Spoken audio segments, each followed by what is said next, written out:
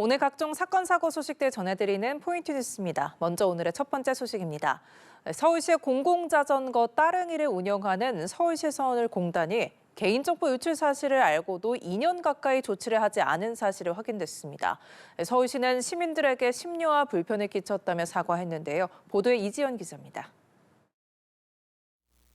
최근 따릉이 회원정보 유출이 의심된다며 한국인터넷진흥원과 개인정보보호위원회에 신고한 서울시설공단. 하지만 이미 1년 7개월 전 개인정보 유출 사실을 확인하고도 적절한 조치를 취하지 않았던 사실이 서울시 내부 조사를 통해 확인됐습니다. 서울시에 따르면 따릉이 앱은 2024년 6월 28일부터 30일 사이 디도스로 추정되는 사이버 공격을 받았고 관계기관에 이 사실을 신고했습니다. 그리고 7월 18일 보안업체로부터 사이버 공격에 대한 분석 보고서를 받았는데 이 보고서에 개인정보 유출 사실이 담겨 있었던 겁니다. 하지만 서울시설공단은 서울시를 비롯한 관계기관에 이 사실을 보고하지 않았습니다. 서울시도 디도스 공격 사실은 알았지만 개인정보 유출 사실은 보고받지 못해 지금까지 몰랐다고 해명했습니다. 디도스 공격과 개인정보 유출 상관관계가 항상 일치하지는 않아 의심하지 않았다고 밝혔습니다. 디도스 공격을 했다고 이게 또 정보 유출하고 바로는 또 연계가 안 된다고 하더라고요. 이제 보안 전문가들 얘기 들어보면. 당시 이용자의 대부분인 450만 명의 정보가 유출된 것으로 추정되는 가운데 정확한 피해 규모는 아직도 확인되지 않고 있습니다. 보고를 누락하면서 따릉이가 수집하는 정보 6개 가운데 얼마나 많은 이용자의 어떤 정보가 유출됐는지 조사가 이루어지지 않았기 때문입니다. 서울시는 공단의 초동조치 미흡 사실을 경찰에 통보하고 향후 수사 결과 등을 바탕으로 재발 방지를 위한 관리 감독 체계를 강화하겠다고 밝혔습니다. 연합뉴스TV 이지연입니다.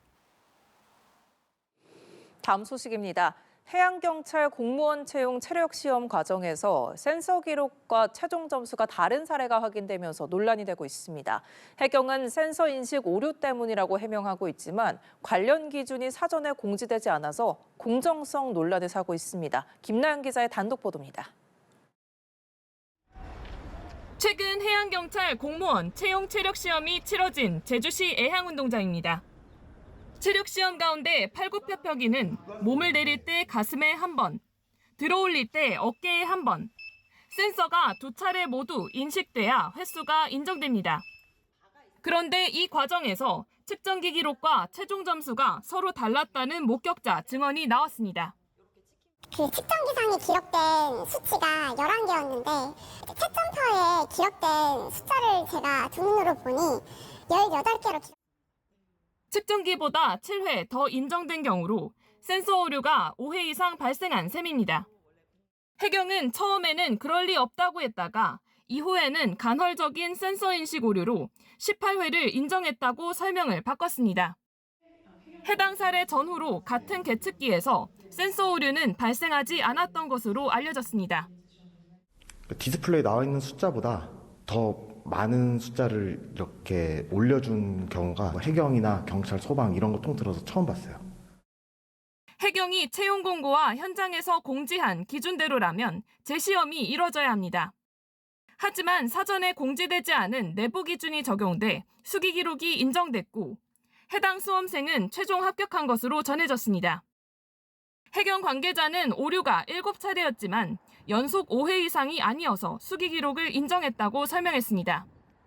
결국 공지되지 않은 내부 기준이 적용된 건데 작은 차이의 점수에도 당락이 갈릴 수 있는 공무원 시험에서 공정성을 의심받고 있다는 지적입니다. 연합뉴스TV 김나연입니다. 오늘의 마지막 소식입니다. 매니저 갑질 논란으로 방송에서 하차했던 박나래 씨가 다음 주 디즈니 플러스 예능으로 복귀한다는 소식이 전해졌습니다. 최근 각종 논란에 휩싸인 연예인들이 방송 대신 OTT를 통해 활동을 재개하면서 OTT에 사실상 면죄부를 주는 것 아니냐는 비판도 나오고 있습니다. 이따금 기자가 보도합니다. 읽을 수 있는가?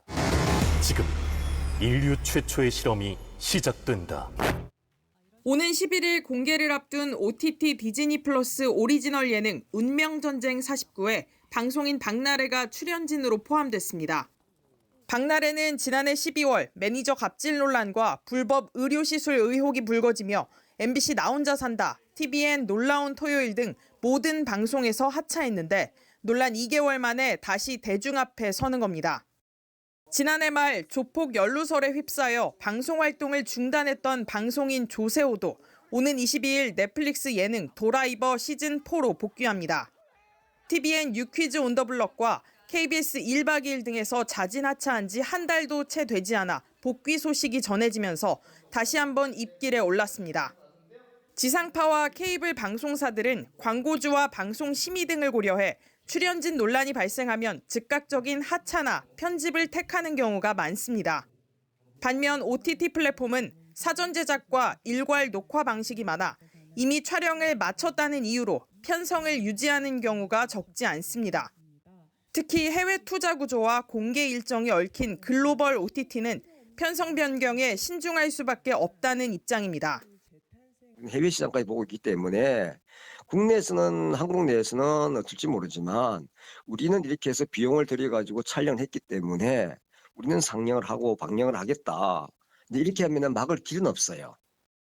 논란을 빚은 연예인의 콘텐츠를 취사 선택하는 건 결국 시청자의 몫이라는 반론이 나오는 가운데 무리를 빚은 연예인들이 상대적으로 규제가 느슨한 OTT를 복귀의 뒷문으로 활용한다는 비판이 팽팽히 맞서고 있습니다. 연합뉴스TV 이따금입니다.